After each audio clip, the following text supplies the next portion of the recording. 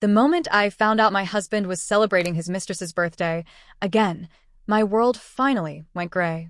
I stood on the balcony of our penthouse, watching the city lights blur into streaks of color far below, and thought about ending it all. But just as I stepped onto the ledge, glowing words appeared before my eyes, shimmering, translucent, like some kind of glitch in the air.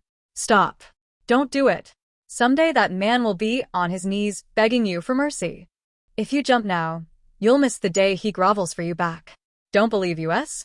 Fine. In 2 minutes, he'll text you. He'll ask you to run him a bath and wait up. I froze.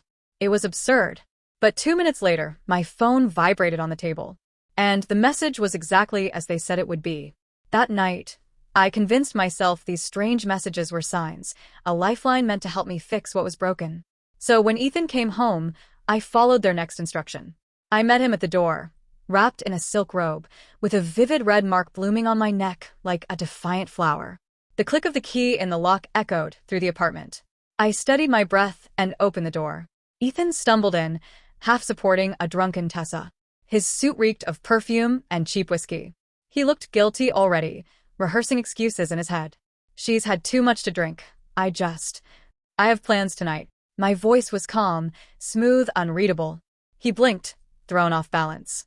I stepped aside, gesturing toward the living room. Go ahead. Get her comfortable. Take a shower, get some rest. The housekeeper will handle things in the morning. The gentleness of my words, so unlike the shouting he expected, left him speechless. When his eyes finally met mine, something shifted. It was as if he was seeing me for the first time in years. The black silk dress I wore clung to me like a memory of the woman I used to be before I shrank myself for him. His gaze lingered, then darkened. He'd seen it. The hickey. What's that on your neck? His voice was low, dangerous, trembling with something between anger and disbelief. I touched the mark lightly, feigning confusion. Probably just a mosquito bite. Then I picked up my purse, slid on my heels, and brushed past him without another word. Where are you going? He demanded, barely holding back fury. I didn't answer. Only the sound of my heels echoed through the marble foyer. Outside, the night air hit me like a wave. My facade cracked, my heart pounding so hard I could feel it in my throat. Comments. I whispered into the darkness. Did I do the right thing?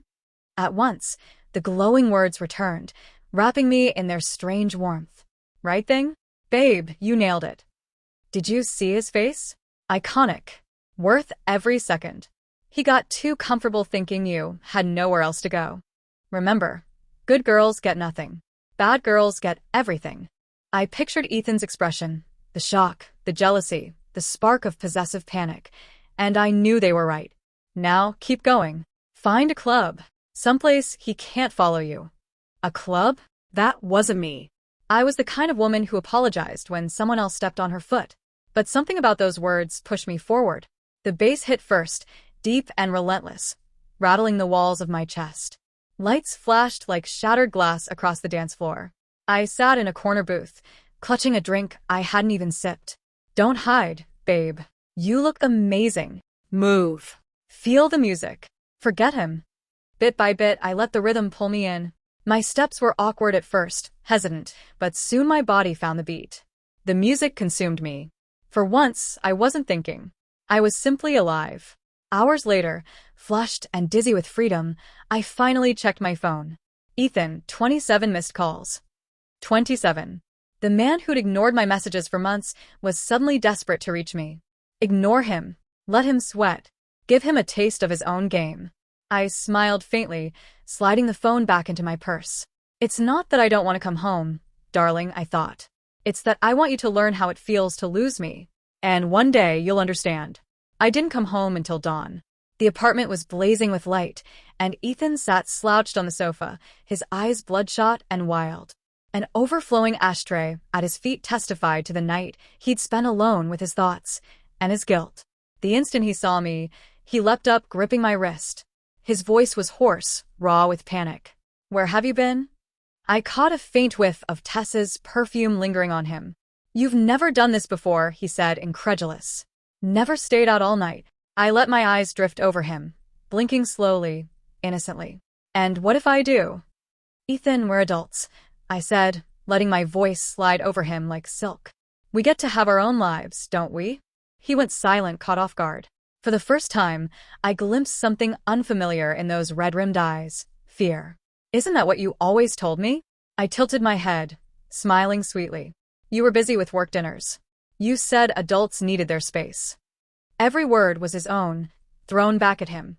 My pulse raced, but I felt invincible. Stay in character. This is your era, Ava. Yes. Match fire with fire. Pure satisfaction. The messages wrapped around me like armor. The master bedroom door clicked.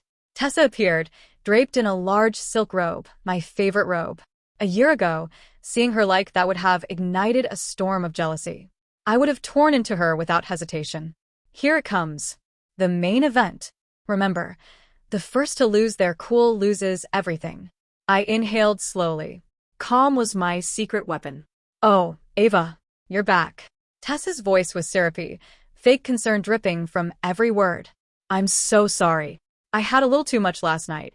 Ethan didn't want me to ruin my clothes, so he grabbed one of your old things for me. I hope you don't mind. Ethan squirmed beside her. Her dress was dirty, he muttered. I just grabbed the first thing I found. I laughed softly, walking toward her. Eyes locked on Ethan. How could you give her one of my old hand-me-downs? That's thoughtless. Then, before either of them could react, I took Tessa's hand and led her to my walk-in closet. I handed her a brand new silk chemise, tag still on. This one's fresh. It'll complement your skin tone perfectly. Go ahead, try it on. It'll look stunning. Queen energy. That's not just power, that's domination. Look at her face. She thought she was making a statement, and you just reduced her to nothing. I left them there, stunned, and changed into a sharp pantsuit. On my way out, I paused at the hidden safe behind the hall painting and retrieved a velvet jewelry box. Where are you going? What's that? Ethan finally snapped, catching me by the arm. I shrugged him off, opening the box to reveal a sapphire necklace and matching earrings, sparkling under the light. Oh, this? I said casually. The heart of the deep. Remember the set you bought for $8 million at that first-year auction? You were planning to give it to Tessa, before you changed your mind. His pupils shrank. Turning to Tessa, I smiled apologetically. I'm sorry, it's not that I'm stingy. Mr. Harrison from Apex Corp? His wife saw this set recently and loved it. I'm meeting her for tea today. It'll help seal the deal. Just a little gesture to move things along. Are you insane? Ethan's voice shook. You love that necklace. You wouldn't even let me touch it. I've had a change of perspective, I said, meeting his gaze steadily. It's just jewelry, gathering dust. Better to have it serve a purpose, don't you think? I snapped the box shut, patted his shoulder lightly, and walked out. Once in my car, I clutched the velvet box to my chest, a pang of loss twisting in my chest. It had been the last real proof that he had once loved me. Don't be sad, Ava. Sacrifice a pawn to capture the king. That Apex deal is worth $50 million. Think bigger. You're trading memory for power, respect, and influence. He'll see you differently now. I exhaled and nodded. They were right. It was time to stop thinking small. Some sacrifices weren't losses. They were investments. Mrs. Harrison's delighted gasp when I placed the heart of the deep into her hands was worth every second of planning. Just as expected, the deal between Apex Corp and Hawthorne Industries was signed within the week, and Mr. Harrison personally insisted that I take over as project lead. The following days blurred into a frenzy of boardrooms, briefings, and business dinners. I dove back into the world I had once abandoned, my focus razor sharp. Yes, Queen. Show them what success looks like. He's watching, and he can't handle how glorious you are without him. The comments filled the silence between meetings, their cheers a constant rhythm in my head. Ethan's gaze followed me everywhere, part awe, part confusion, but I had no time for him. Not anymore. The night of the celebration gala arrived. As the face of the Apex deal, I was expected to attend, and Ethan was to accompany me. I chose a champagne silk gown that molded perfectly to my body, the kind of dress that didn't just command attention but demanded it. When I stepped into the hall, Ethan froze mid-step, his breath catching audibly. His eyes, once cold with neglect, now burned with something almost primal. A small, satisfied spark lit in my chest, though my face remained composed. Shall we? I asked simply. He opened the door wordlessly. And then, like clockwork, the voice I least wanted to hear sliced through the air. "Ethan, honey? Ava? Going somewhere?" Tessa appeared, clutching a glass of dark grape juice. She wobbled dramatically, then accidentally stumbled toward me. The icy liquid splashed across the front of my gown, spreading in a deep purple bloom. Her gasp was theatrical perfection. "Oh my God, Ava, I'm so sorry." I tripped. "That's terrible. It's the gala night, and you can't possibly go like this. I suppose Ethan will have to attend without you." Her tone was all sweetness, every word a knife. Ethan glanced from her to me, panic flickering across his face. And then, unbelievably, he said it. "Maybe you should change, Ava. There's no time. I can take Tessa with me." Oh no, he didn't. Unbelievable. Is he really this stupid? "Ava, if you back down now, it's over. He'll think you're weak again." Before I even processed it, my hand was already moving. Crack. The sound echoed through the foyer. Ethan's head whipped to the side, his hand flying to his cheek in disbelief. "She may be clueless," I said evenly, "but you know better." Then I turned to Tessa, who was trying and failing to maintain her trembling innocent act. Crack. Crack. 2 quick slaps sent her sprawling, her mask shattered. "You can fall on cue," I told her coolly, "but you should work on hiding that little flicker of triumph in your eyes. It ruins the illusion." Yes. Execution level. Legendary. The way she handled that, iconic. Ignoring their stunned faces, I bent down, picked up the half-empty bottle, and calmly poured the remaining juice over Ethan's immaculate hair. Purple rivulets ran down his face and soaked into his custom-tailored suit. I dropped the empty bottle into the bin, turned to our assistant standing frozen nearby, and said, "Find me a new gown." 5 minutes. She scrambled to obey. 10 minutes later, I was in the elevator, pristine once more, leaving behind a wrecked Ethan and a humiliated Tessa. That night, under glittering chandeliers, I stood at the podium delivering the keynote address on behalf of Hawthorne Industries. The crowd erupted in applause. And then, at the edge of the room, I saw him. Ethan, disheveled and pale, had changed into another suit. His hair was damp, his tie crooked, his usual polish gone. For a moment, an old memory surfaced. The ambitious young man I once loved, sleeves rolled up, eyes burning with determination as we built our empire from scratch. But that man had vanished the day he let his pride and ego rot everything we'd created. Now, he just looked small. I finished my speech to thunderous applause. When Ethan tried to push through the crowd toward me, I stopped him with a single cold glance. "Don't you dare let him close. He needs to earn his place back, if he ever will. Let him watch you shine." I picked up a glass of champagne and moved through the room like it was my kingdom, smiling, networking, dazzling. Ethan followed at a distance, trying again and again to approach, but I never gave him the chance. Eventually, on the terrace, he cornered me. "Ava," he said, voice rough, "I sent Tessa home." I yelled at her and canceled her company card. He hesitated. "And thank God you came tonight. You saved everything." "Thank God I came?" I repeated quietly. I stepped closer, making him look at me. "Ethan, have you even considered what would have happened if I hadn't been here? Who would have handled the logistics, the plan, the presentation? You? Or that girl who only knows how to cry? You almost cost us everything for your own distraction." He flinched as though struck again. "I'm sorry," he whispered. His eyes dropped to my gown. "You look beautiful tonight." The words stung more than they should have. Memories of him mocking my effort to dress up, calling me desperate, comparing me to Tessa's simple charm, flooded back. I wanted to ask, do I finally measure up now? But the question died in my throat. Why care what he thinks? You define your own worth. Right. Beauty without permission, that's power. Mrs. Harrison appeared beside me, smiling warmly. "Ava, there you are. A few of us are heading to an after-party. Just the girls. Care to come?" I turned away from Ethan without hesitation. "I'd love to." Half an hour later, I was at an exclusive private spa. Mrs. Harrison winked as she gestured toward a line of stunning, well-built male massage therapists. "Pick whoever you like," she whispered. "They have magic hands. Girl, he's been living like this for years. Time to even the score. Take the one with the abs. He looks like sin in human form." Their voices hummed in my mind as I lay down on the table, the tension melting from my body for the first time in years. The next morning, I stepped out of a sleek Porsche belonging to a young, good-looking massage therapist. Before I could even close the car door, a shadow burst out from the front of the house. A hand shot forward, gripping my wrist tightly. It was Ethan. He looked wrecked, his stubble dark and uneven, his eyes bloodshot, still wearing the same wrinkled suit from last night. His glare flicked from me to the man in the car, his voice raw and trembling. "Who the hell is that?" The poor guy in the Porsche froze, his wide eyes darting between us, like a trapped animal. I exhaled sharply. My patience already gone. "Look at yourself," I said coolly. "You're a mess. Go back inside before you make this any worse." His face twisted with hurt and confusion. For a moment, I almost pitied him. Almost. My tone softened a little. "Take a shower, change your clothes. Then we'll talk."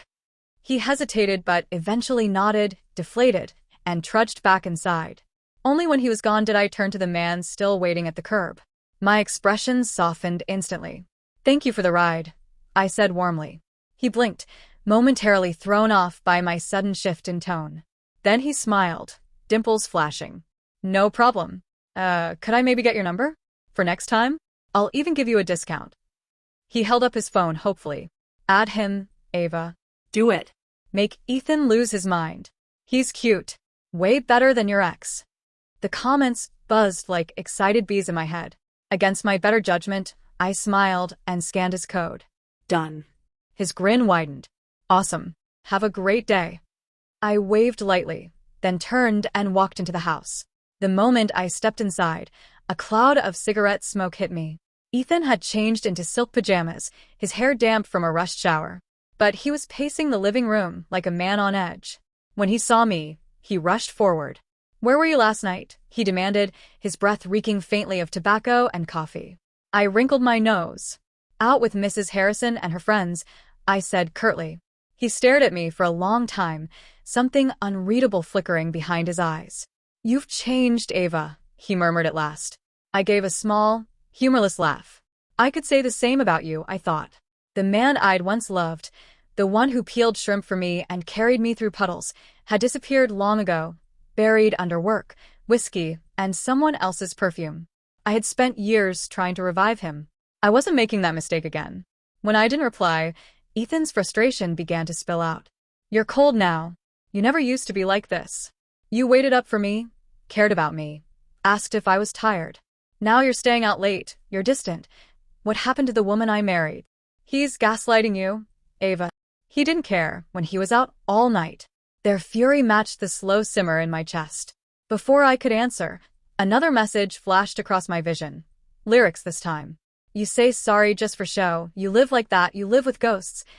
The absurdity of it made me laugh out loud. Ethan blinked, startled. "What's so funny?" I composed myself and smiled faintly. "Sorry, I zoned out. What were you saying again?" That little laugh deflated him completely. He stood there, stunned, his shoulders slumping as all his accusations dissolved. Then his voice broke, soft and pleading. "Can you please go back to being the Ava I fell in love with? The gentle one. Don't you dare, Ava. Remind him who made you this way." I took a deep breath, my expression turning solemn. "No," I said quietly. "I can't." The word hit him like a physical blow. His mouth opened, but no sound came out. "I know I messed up," he finally whispered. "I'll fix it. Just give me another chance. Please." There was a flicker of sincerity in his eyes. For a split second, something in me wavered. But the comments, the ever-present voices, were gone. The silence was deafening. Ethan must have mistaken my hesitation for hope. He stepped closer, desperate. "Tell me what I have to do. How can I make this right?" I tilted my head, an idea taking shape in my mind. "It's simple," I said slowly. "You live my life for a while." He frowned. "What do you mean?" I said clearly, you stay home. Handle the house, cook, clean. Wait for me to come home after long hours of meetings and dinners with other men. You'll smile and tell me you're proud, even if you hate it. You'll be patient, quiet, understanding. Just like I was. He stared at me, horrified. "That's ridiculous." I sighed softly, shaking my head. "Then you don't really mean it." I turned and walked toward the closet. Ethan followed, panic rising. "What are you doing? Are you leaving me?" I pulled down a suitcase and began packing. Don't be dramatic. Mrs. Harrison invited me to her villa in the Maldives for a few days. Just a break. I folded a silk kaftan neatly into the case before glancing up at him. So, husband, I said evenly, while I'm gone, think about my offer. I lied. There was no trip with Mrs. Harrison. What I needed was a real escape from the suffocating routine of my own life. The moment my plane touched down, I called Mrs. Harrison. She laughed at my mischievous plan and readily agreed to cover for me. And just like that, I embarked on a 2-week solo journey around the globe. From the top of the Eiffel Tower to the cobalt-domed churches of Santorini, my camera roll swelled with landscapes, and my phone's contact list grew with the numbers of charming strangers from half a dozen countries. Striding through the airport arrivals gate, sunglasses perched on my face, I felt like myself again. Finally, fully alive. Then, a familiar ping echoed in my head. The comments had returned after a 2-week silence. She's back. Thought he'd blocked our signal. System alert. Previous interruption was emergency evasion protocol. User clearance insufficient. Ava. Did you have fun? What's the next move? I tugged my rolling suitcase behind me, a small, satisfied smile playing at my lips. Yes, I thought I had a blast. As for the plan they were about to see. Look at that confidence. Love it. Ava, we're your cheer squad. As I approached the exit, my steps faltered. There he was. Ethan, in a perfectly tailored suit, hair immaculately styled, clean-shaven, but the dark circles under his eyes betrayed exhaustion deeper than mere fatigue. His face lit up at the sight of me. He rushed forward, snatched my suitcase without a word, and guided me toward the waiting car. You must be tired, he said softly, deferential, careful. The car's right outside. I followed silently. He opened a door for me, stowed my luggage, and climbed in behind the wheel, but he didn't start the engine. The silence was thick, almost suffocating. Finally, he broke it, voice tight with emotion. Ava. He reached into the glove compartment and pulled out a worn, dog-eared journal, holding it out with trembling hands. I found this, he said, his voice thick and raw. While I was cleaning the study after you left. I didn't know. I had no idea how badly I'd hurt you. I glanced down at the journal. Yes. That's it. Hidden just where it would be found by someone desperate enough. We even made the entries look like they were written over years. Perfect. I stifled a smile. It was true. The journal contained stories I had nearly buried, memories the comments had helped me dig back into my mind. I'd tucked it away in a place hidden, but not too well. Only someone genuinely searching would uncover it. I'm sorry, Ava, Ethan said, voice breaking. I was awful. I hurt you more than I ever realized. I don't expect forgiveness right away, but your offer, the one before you left. He drew a shaky breath, steeling himself. I'll do it, he said. I'll follow your rules. Stay home. Run the house. You go wherever you want, do whatever you want. His eyes glistened with unshed tears. Just please don't leave me again. Ethan kept his promise. The very next day, he called an emergency board meeting and announced he was stepping down as CEO of Hawthorne Industries, citing personal health reasons. He handed over full executive control to me. The announcement sent shockwaves through the company. My first order of business? Clearing out the gaggle of young secretaries who had revolved around Ethan's office. I replaced them with a new team of male assistants, tall, impeccably educated, and apparently sculpted by the gods themselves. Brilliant move. No more green tea girl distractions. Welcome to the new haven of power, Ava. Next on the list, Tessa. When she stormed toward my office, intent on confrontation, my 2 bodyguards intercepted her. They lifted her by the arms and unceremoniously tossed her out like a bag of trash. Moments later, a video call came through. Tessa, standing outside the gates of our home, her makeup flawless, her grin poisonous, sparked. You think you've won, Ava? Ethan loves me. You can act like queen in the office, but at the end of the day, Her words died mid-sentence as the front gate swung open. Ethan appeared, wearing my pink apron adorned with a teddy bear, wielding a feather duster. In just 2 weeks, his face had softened noticeably. The smile froze on Tessa's face. What are you doing here? Ethan demanded, scowling. Leave. He slammed the gate shut behind him. Tessa's expression shifted from shock to pure rage. Ava. What kind of sorcery is this? LMAO. Plot twist of the year. Look at him, wearing her apron. Ha ha ha. Who's afraid now? Not Ava. I smirked. The comments weren't devils. They were my guiding voices. Done with Tessa's theatrics, I asked coolly, anything else? If not, I have a meeting to attend. Ava. You haven't seen the last of me. I ended the call, without a word. Weeks later, my chief of staff knocked, pale as a sheet. Ma'am, we have an issue. Our biggest competitor just outbid us on the South District project. The one we've been working on for 6 months. My stomach dropped. He handed me the documents, trembling. Their bid just $10,000 higher than ours. *T. It's Tessa. The final bid happened while Ethan was still CEO. She must have stolen the files. Don't worry, Ava. We've got your back. I called Ethan immediately.